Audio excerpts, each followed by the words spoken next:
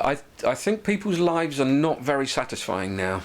I've seen several instances when I get people coming out here and they just sit on the hill and just look at nature, and you can see them slowly, their stress just sort of disappears and it's replaced with a completely different feeling.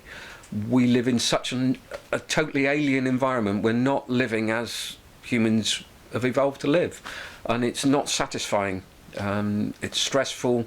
It's a continuous treadmill, and I think people sort of now can see that there are alternatives to it, whereas 20 years ago people living, like I do, were just looked at strangely.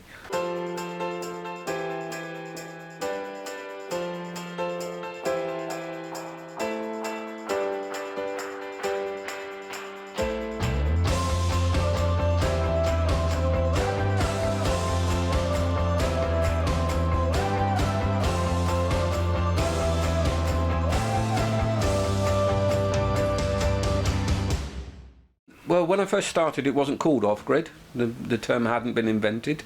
I'd had various sort of different lifestyles where I wasn't connected to the grid at various times. Not really been conscious of it. It was just the environment I was in didn't have those facilities, so we found other ways of doing it. 30 years ago nearly, I lived in Wales, and I had a terraced house, normal terraced house in the street. And I got fed up with the utility companies, and I kept on thinking, well, can I live without having to be dependent on them? So I started reducing down my reliance on it. I had a gas boiler on the central heating system, and it started playing up, and I thought, well, it's going to cost me several £100s to get it sorted. Why don't I put in an old-fashioned sort of range, and I can run it on wood, something which is available everywhere. So I took out the old gas boiler, got an old cast iron Essie range, put it in, and I never paid a heating bill since.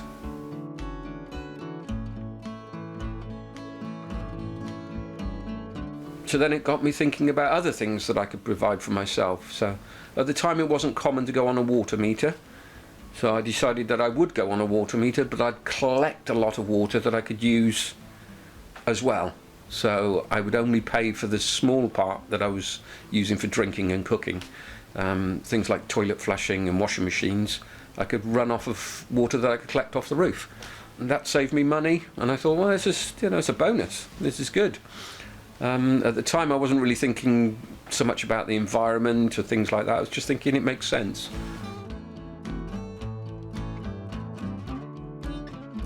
I'm off grid totally for water now. There's no mains water here at all, no mains sewers, there's no mains gas, there's a phone line here now. I did do away with that for a while, and I had it all on a mobile connection, but the signal just went, so I had to go back on the cable for the phone. The first meal I had, which was from all my own produce, it was eggs from my own chickens, potatoes and vegetables from the garden, and it was cooked on a stove I'd made myself, and it was fueled with the wood that I'd cut, that I'd planted and grown, and that whole meal was provided by nature, but because of my effort, and it just felt so satisfying. I'd love everybody to feel that at some point in their life, to be able to produce a meal under their own steam. It is empowering.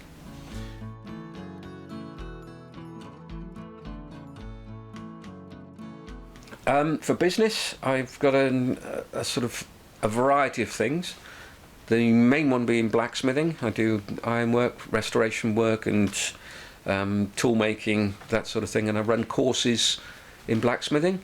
I also grow willow, make willow baskets, etc., which I sell. I run courses in that as well, but mostly making products with that. And sort of various off-grid type things. So the tiny house movement has come along. So I've got into building small living spaces which do the same sort of thing. They're compact, lightweight, dual purposes wherever possible. And of course, tiny houses are very economical to run. They're economical to build. I remember somebody asking, well, can I have this really nice granite worktop? And I said, well, if it's only 2 foot by 2 foot, yes. And in a tiny house, everyone can afford those luxuries which you couldn't in a larger house. So yeah, I've got very interested in that, and I've built several of them for different people now.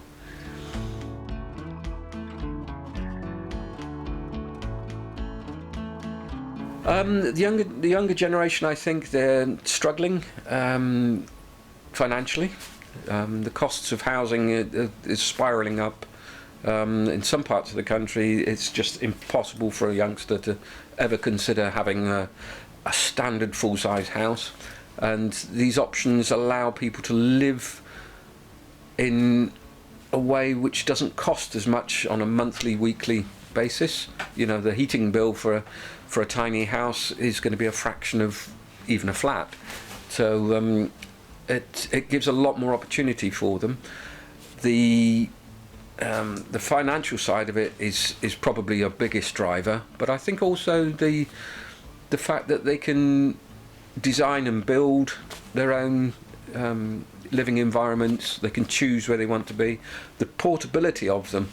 So if they're working in one area and decide that they want to change job, or they can actually move their house to a new location.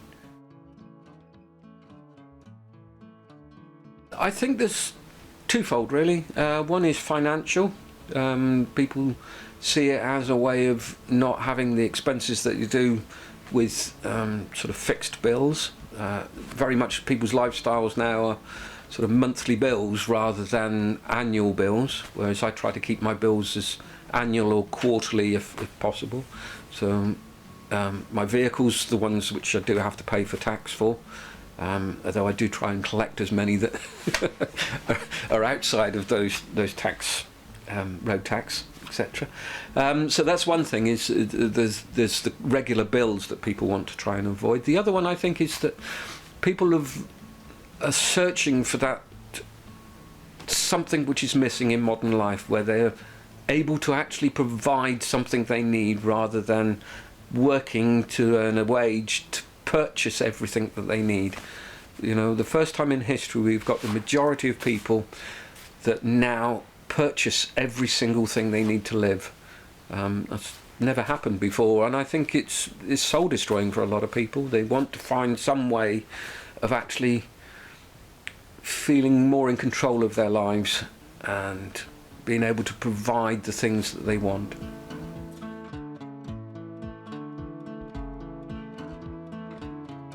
I've thought about it several times, why I should feel differently about things to other people, and I can't find a definitive answer to it. I think it's probably a collection of things that have led me to be, you know, so wanting to be independent of all of that, and not being reliant on those systems. I can see the failures in those systems. I can see the fragility, and I want to take more responsibility for myself. I was a rebel, you know. I probably still am, just a bit quieter than I was. But I've always questioned things, I think, is the main thing, and that's how I've ended up where it is if I'm told a set thing, I say, well, okay, is there another way of looking at that? Is there another way of doing it? Is there another way of perceiving it? Can it be done a different way? And then once I've tried all the different seats out and looked at it from as many angles as I can, I'll choose the one that fits me best. And quite often that's not the prescribed one. You know, the standard route of getting a job, going and working in a factory, buying a house, getting married, have kids, you know, the latest cars and TVs and things, it really doesn't appeal to me. So I've looked at the things that fulfill me much more. Like I was saying about the meal, growing my own food and sitting down and eating that is far more for me, it's a bigger thing than getting the latest TV or phone.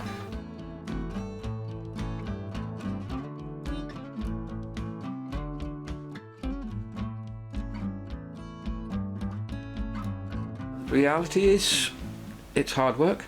Nothing comes for free. But there's also that sense of fulfillment that you cannot get from anything else. There are many people who sort of think it's going to be an idyllic lifestyle, and it is in many ways. And in the middle of the summer, when the birds are singing and the weather's fine, it's really nice. In the middle of the winter, when it's just mud everywhere, it's quite daunting. But the reality is that it's a system of problem solving. So it's a different set of problems to main society. You have to source your water, your heating, your fuel, your food, all of those things, and it's a learning experience. Every single thing that goes wrong is an opportunity to learn from. You'll never get perfect at everything, so there's always opportunity to learn more and improve things. I think it's a wonderful thing. Mankind for 30 million years has lived off-grid, and in the last 300 years we've had the Industrial Revolution.